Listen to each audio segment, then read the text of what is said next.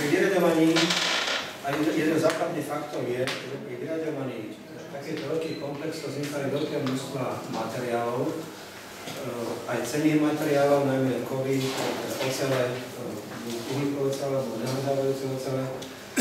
Pokiaľ sa nepodarí kontaminované úrovne pre nepodmienené uvoľnenie, musia byť uložené ako radioaktívny odpad a tým pádom sú nenávratne vylúčené z možného opätovného použitia. Tak je program, výskumný projekt, ktorý je financovaný ministerstvom školstva, cieľom ktorého je analyzovať túto oblasť nad úrovnou nepodmieneného uvoľňovania a zistiť alebo analyzovať situácie odmienovaných materiálov z vyraďovania jadrových zariadení z prevádzky. Je to tvorba nových poznatkov pre budúce projekty, v ktorých je možné uvedené materiály opätovne použiť v doprave, v stavebníctve, priemysle a jadrovej energetike. To znamená, zaoberáme sa konkrétnymi možnými scenármi, kde takéto materiály sa dajú opätovne použiť. A s tým súvisiace, samozrejme s tým treba riešiť súvisiace aspekty radiačnej ochrany, legislatíva, vplyv na životné prostredie a takisto zapojenie verejnosti, pretože verejnosť je citlivá na radioaktivitu vo všeobecnosti. Také nastavenie projektu bolo, aby sme dokázali reprezentatívne povedať, že v týchto scenách je možné použiť za také a takých podmienok také množstva ocelí. Pretože ide o veľké množstva, ide o stovky, tisícky tón ocelí, tak stojí za to. Len na také uvedenie do problematiky. V jadrovej energetike, keď sa vyraďujú jadrové zariadenia z prevádzky, v podstate sú dva možné spôsoby nakladania s materiálom. Je to jeho ukladanie, ktoré je nevratné a definitívne. Veľmi vysoké, čo spôsobuje jak ionizáciu, ale tak aj fragmentáciu vo veľkej miere tých zložiek. A poskytuje nám to síce dobrú chemickú informáciu, ale slabú molekulu. Veľmi dobrým tou oblasťou, ktorá nás najviac zaujíma, je tento prstenec. To je to oblasť, kedy sú ióny, kedy sú molekuly ionizované, ale nie sú fragmentované. Energiu. A táto energia je iná, keď sa nachádza v okolí iných zložiek, v inej matrici. Toto vlastne veľmi sťažuje kvantifikáciu. Voláme to matricový efekt. No, ióny môžeme analyzovať rôznymi spôsobmi, tak v podstate asi prvým navigátorom je elektrostatický alebo magnetický sektor. Novším je kvadrupol, ako vyzerá, to nevidíme. Jedným veľmi moderným separátorom je korona debilu, alebo time of flight,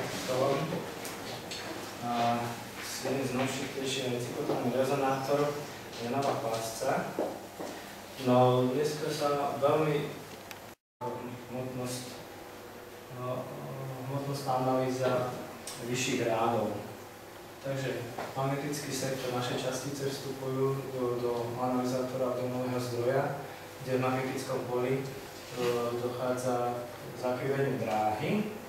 A hmotnosť, ktorá preletí touto cestou na detektor, musí vyhovieť tejto podmienky, čiže veľkosti pola magnetické, veľkosti pola elektrostatické, veľkosti, toto je V, predstavuje kinetickú energiu ubytovanú. No a nábor samozrejme. Kvadrupol je sústava 4 tyčí, toto kvadrupol, kde sa na tých tyčiach striedavo mení potenciál, je cyklicky menený s určitou hlavou rýchlosťou omega a potenciál vložené napätie vlastne nutí. Oblasť súčasného záujmu vedy. Medzi konvenčné metódy, akými sa odstraňujú látok z prostredia, patrí aj biosorpcia alebo sorpcia, je to teda odstraňovanie látok prostredníctvom materiálu biologického alebo nebiologického charakteru. práci a modelové sorbáty najčastejšie používajú toxické kovy a radionuklídy, konkrétne ide o kationy cézia, kobaltu, kadmia a zemi, ktoré stanovujeme radioinhibitovou metódou, a tiež kadionové paliva, malachitoru zelenú, tioflavín G a uranín O, ktoré stanovujeme UV spektroskopiou. Ako modelové sorbenty v práci najčastejšie používame multipiedovú sklerózu. Metóda v poslednom sláde by som sa venoval cieľom do budúcnosti. Takže dolium je prvok, ktorý patrí do skupiny aktinoidov. Sám o sebe je považovaný za monoizotopický prvok, hoci je známy 29 izotopov, väčšina z nich je umelo pripravených, avšak koncentrácia tých izotopov, ktoré sú v prírode, ktorá je tak malá, že de facto im možno zanedbať.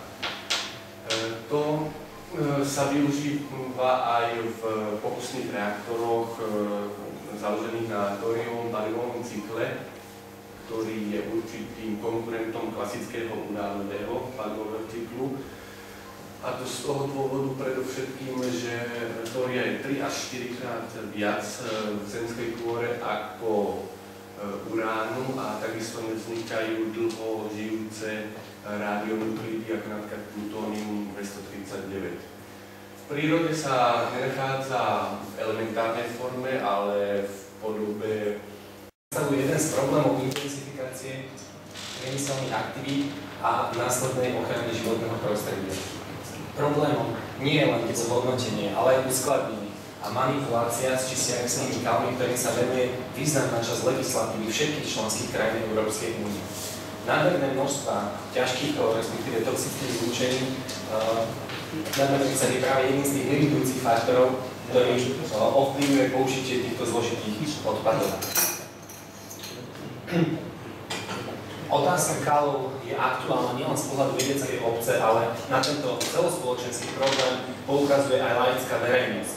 Pre vašu zaujímavosť som si dovolil použiť nadpisy, respektíve tituly niekoľkých článkov z nemenovaných časopisov a denníkov. Aktuálne je v poradí posledný titul, ktorý popisuje situáciu z nedávneho obdobia v obci Nižný Hrábovec, v okrese Branou na Topľov, kde bol na územie, respektíve z areálu spoločnosti Bukocel-Hencovce na poľnohospodárskú pôdu vyvezený a aplikovaný kaustifikačný kal, ktorý však podľa vyjadrenia tlačovej agentúry Slovenskej republiky, ako aj Výskumného ústavu pôdohospodárstva a ochrany pôdy neobsahoval toxické kovy.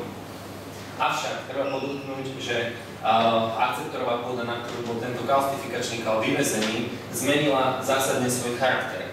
Respektíve pH tejto pôdy sa zmenilo na silne alkalické.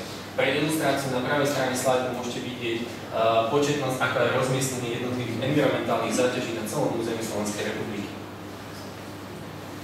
Je všeobecne známe, že vo svete neustále narastá množstvo odpadových kalov. Kal môže byť, respektíve je podľa platnej legislatívy klasifikovaný ako nebezpečný odpad a samotné jeho využitie, respektíve manipulácia s kalom je obmedzená viacerými predpismi a nariadeniami. Kamy môžu byť využité vo viacerých smeroch, či už ako pôdne kondicionéry pre aplikáciu do pôdy, respektíve môžu byť dočasne uložené na skládkach pre následné spracovanie, alebo môžu byť spáľované v spáľovniach. Práve jedným z tých limitujúcich faktorov je práve ich zloženie, respektíve obsah toxických látok. Kal vo všeobecnosti predstavuje heterogénnu zmes, ktorá je bohatá na mikroelementy, makroelementy, ale aj zvyšky mikrobiálnych kultúr, respektíve organickej hmoty. Ako som už spomínal, tak kály obsahujú často vysoké koncentrácie ťažkých kovov a toxických látok. V tabulke uvádzam limitné hodnoty vybraných kovov pre poľnohospodárske